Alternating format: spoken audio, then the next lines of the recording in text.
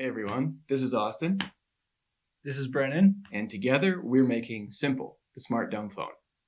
We are reimagining mobile software exclusively for utility and communication purposes. So what that looks like in practice is think of your typical smartphone, but instead of it being an everything device in your pocket, we're gearing all of the applications exclusively to serve communication and utility purposes. That means games, browser, and multimedia app free, but all the rest of the helpful stuff is included. We're turning the phone back into a tool that's useful in everyday life. You don't carry a hammer every day, all the time. Not Except if you're Brennan, I guess. So 99.9% of people don't carry a hammer around with them every single day and have it out all the time. You only pull it out when you need it. So essentially we're doing that with your cell phone. You only pull it out when you need it, whether it's some sort of transaction, like using it for maps, using it for music, using it to text your mom back. Once that's done, back in the pocket, and you're back on your way. That's a great idea. So I think what we're doing now, and the purpose of why we're sitting here on this rug on two sides of one great fake plant, is we want to start a little monthly thing where we can check in with everybody that wants to follow our progress with our building of this communication and utility tool, and then also maybe to touch on a different topic that's relevant a little bit more towards just building something that might be interesting, not specifically relevant to Simple itself, but just more generally to what it's like building something from scratch. So that's what we hope to get out of what we're doing here today. In short terms, we're giving you guys updates. We're giving you updates. I can be verbose, and he's very concise. And that's what you'll find. But this is episode 1. Yep. The goal of episode 1 is to tell you where did the background of our idea come from, and how are we going about building it so far, finishing up with where we're at and where we're kind of headed in the next month. Yeah. So that being said, we'll go back to 2019 and we had this idea as we were living abroad. Both of us were living in Asia at the time, and we wanted to have something that we could use to separate all the noise from our phone. We didn't at the time know exactly what we needed. We just know we wanted something. But really the hard part was we wanted to message on Instagram, talk to friends, be there if there's an emergency from back home without actually having Instagram on our phones. There wasn't really a separation at the time. And you could delete the app and just use the desktop, but that would defeat the purpose of the emergence being available all the time for emergencies. So we kind of let the idea go. I messed around with a couple different options that were out there. Didn't really fit what we needed. So when did we come back up with it? Yeah, so we put it on ice. We're like, okay, well, it looks like the low-tech life is not something that we can do. So we just like, all right, whatever, cut our losses, forgot about it, just lived our lives for however long. And then in 2020, yeah. This is because we were in Asia and we needed things like translation software, be able to order taxis. Mobile payments are massive there. Buying train tickets, plane tickets, like going back to that utility function. That's what that was. So, and there was no way for us to get a flip phone that had all that stuff. So we were kind of out of options. Fast forward to 2023, we're both still in Asia after having done a bunch of other stuff, but back in Asia. And it just kind of randomly popped up again where it's like, okay, the end of 2022, December 12th specifically, we're like, well, let's see what a dumb phone with everything that we need in it would look like. We call it a dumb phone. The correct word is a feature phone, but that's so boring. What would it look like if we built it before having to take what somebody else would give? So it's like, how about we just build it on our own terms, which is pretty audacious considering that we have no technical background, but we're like, you know what? Where there's a will, there's a way. So we went about to start to design it. First iteration was very technical. There's this thing called a flash card, and what we did is we got these other things called colored pencils, and we drew it. Yeah.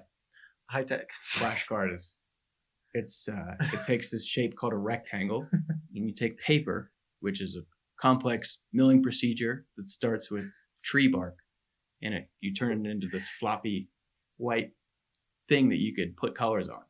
Yeah, and it's a rectangle. And a rectangle has 4 sides, 2 sides, and 2 other sides. And 2 of the sides are the same length, and then the 2 other sides are slightly shorter, but they're also the same length. Looks like a cell phone, but paper. Yeah, so we drew it up. What would the Dumbphone look like? Mm-hmm. Like, what do we need? What do we not need? What do we want it to look like? And then what we did is we took our drawings, and then we just put it super simply into a slides presentation and made it a little bit more interactive, so it was kind of clickable. You could kind of get an idea of the layout and how you might be able to interact with it. And then we're like, all right, this is a good start. And then we started showing our friends. Yeah, and it was fun reaching out to some people. I've known some people in my past that use just feature phones and wanted to get their input. And we just started reaching out to as many people as possible to get their insight. Okay, what do you use your phone for? What don't you need it for? Where's this middle ground and fluctuation of what you use every day? Mm-hmm. And it was interesting because the more research we did is when we started running into online forums, and we found like there's a lot bigger problem than just what we thought. Like, it wasn't just us in on this, it was lots of people. So we started going through and looking at people's pain points and their comments. A lot of it was a lot of the things offered didn't have maps, didn't have WhatsApp, didn't have music.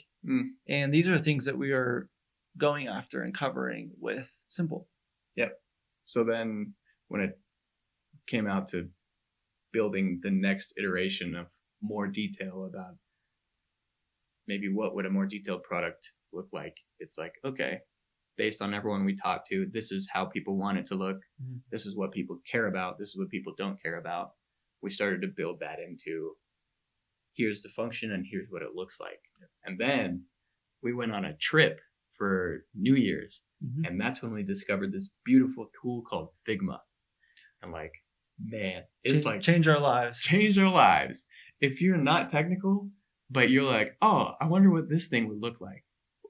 Even if it's not a phone app, just like, it's a drag and drop tool that you can make interactive, little fun, clickable things on. Mm-hmm. And it's just like, it goes on forever, the functionality. Like, even if you have no reason to go on Figma and then just make something, because it's so fun.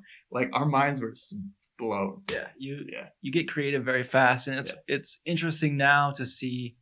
It's a little bit of a sidebar, but to see where like our very first prototype on Figma and all the little iterations that we were making is like, oh, we wanted dark mode, so we tried to figure out a couple different ways we could do dark mode on the phone. So it's cool to see all these different UX UI patterns come to fruition and see how they interact with the phone. Mm-hmm. And what's even better about Figma is if you have the Figma app on your phone, you can even mimic what it will look like on your phone to kind of give it one more step and, oh, this is a real device. Mm-hmm. So then at that point, we'd say, okay, now we have a more detailed prototype. It's not just slides anymore. It's like actually something more interactive, something which would resemble what it might look like when we build it. And so then we made a survey, and we started getting a little bit more formal with our data collection. Mm-hmm. And so we said, hey, fill out the survey after you try out the clickable prototype.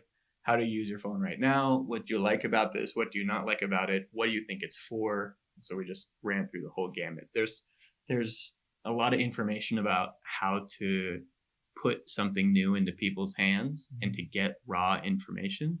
And so we kind of based our questions off of that type of research that we did. Yeah, just broke down what exactly are we looking for in a phone? Does what we have, what our design, does it fit that mold? Where does it not fit that mold? Mm-hmm. And we kind of just, like you said, went from there. Yeah. And so in parallel, that's kind of like how we were building the actual thing. In parallel, we were starting to do research on like, okay, turns out, like you said, it's not just us. It's a big market. Mhm. How do we know who needs this? And So initially we thought it was just the people looking for the solution. Yeah. We didn't really look beyond that. But then as we started to develop it more and, get creative with it, goes everywhere. We found that we would bring this idea to people and they were like, oh, this would fit myself.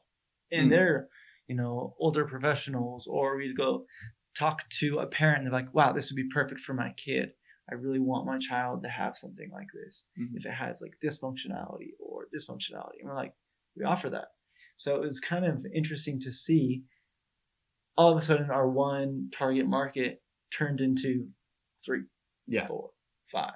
And then all these like extra use cases where with a little tweaking of, some sidebar of functionality we can capture. So it really blew up on, all right, it went from we're going after one group to who do we go after first? And kind of look to see what all these groups needed and where the middle ground was. And that's kind of like where we're starting with with Simple. Like one way to think about it is like, here is a core.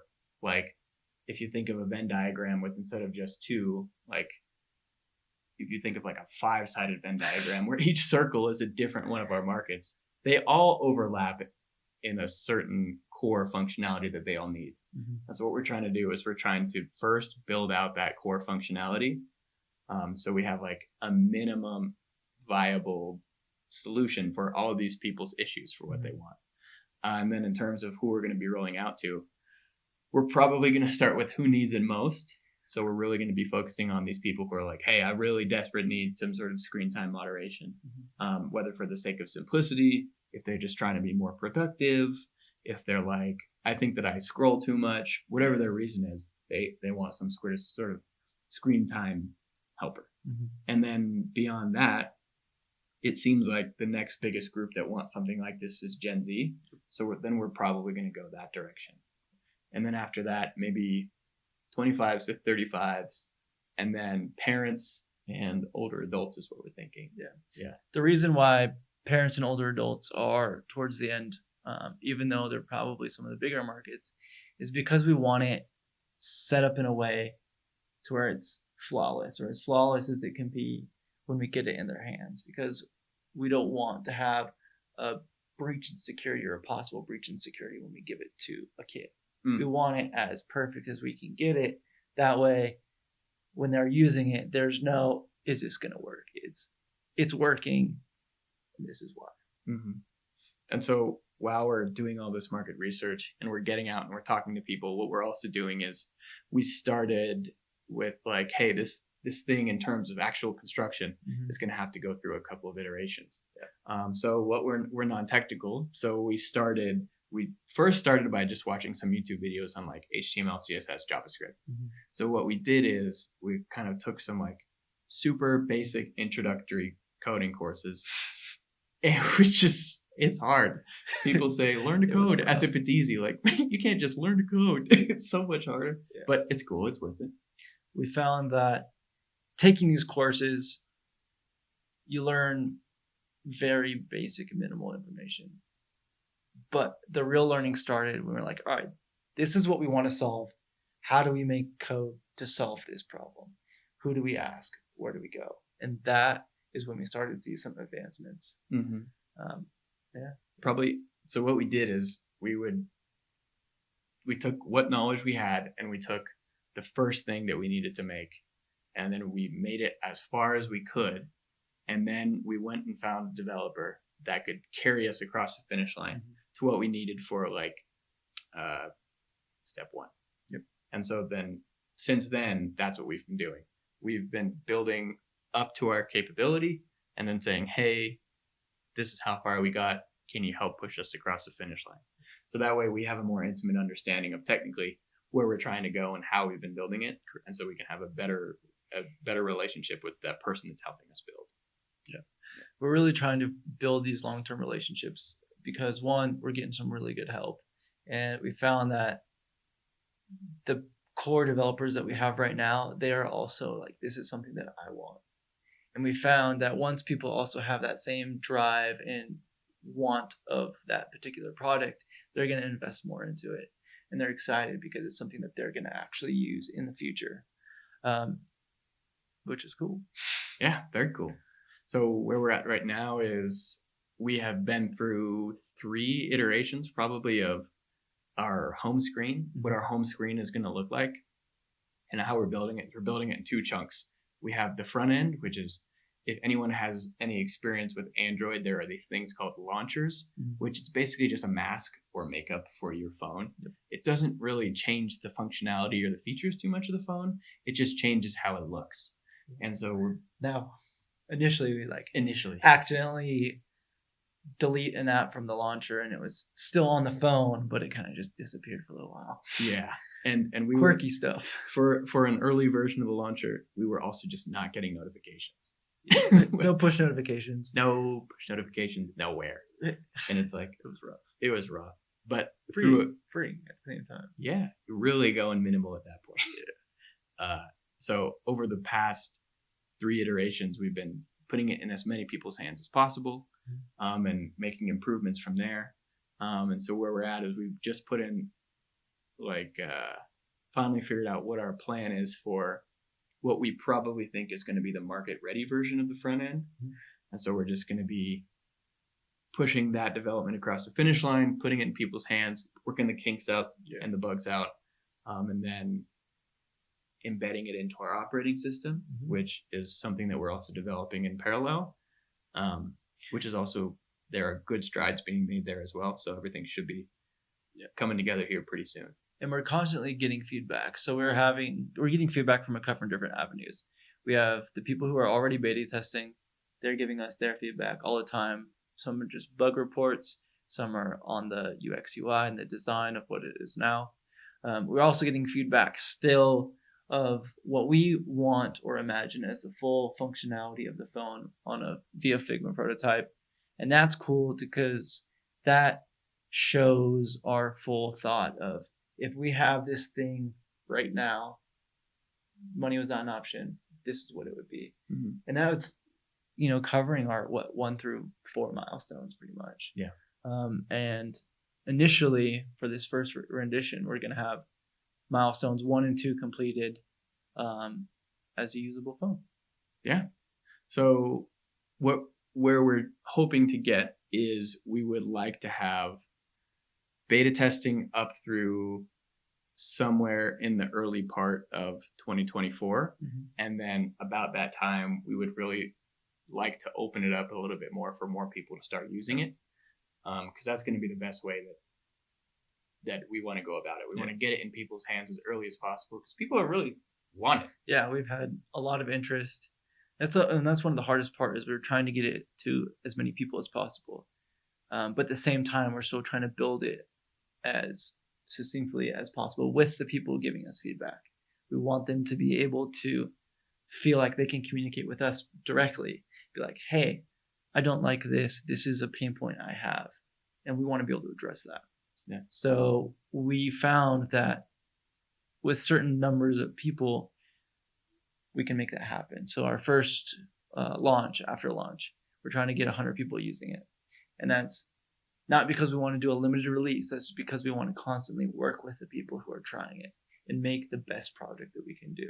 And that goes to some of our key principles. So, yeah.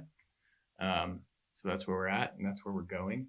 And so probably, if you've enjoyed it and you've made it this far, that means you're at least kind of interested in what we're doing. So ways that, if you're more interested in what we're doing than just watching this, cool. There's a couple ways you can get involved. You can beta test if you would like. Just hit us up. Like, if you have our numbers, just text us or DM us on our Insta page, which is the Smart Dumbphone. I know it's very backwards. A smartphone company, smart dumbphone company, trying to get off social media, has a social media, but these are the people we're trying to go after and reach. Yep, that's where people are.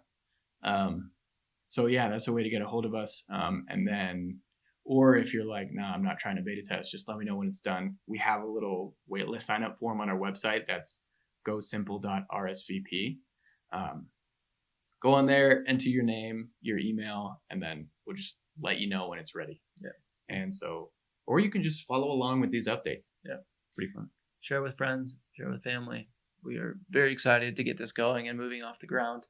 We have a lot of people rooting for us, and we're excited to just help and have fun at the same time. Cool. Well, that was episode 1. Thanks for listening. We'll see you next time. See ya. Hasta luego.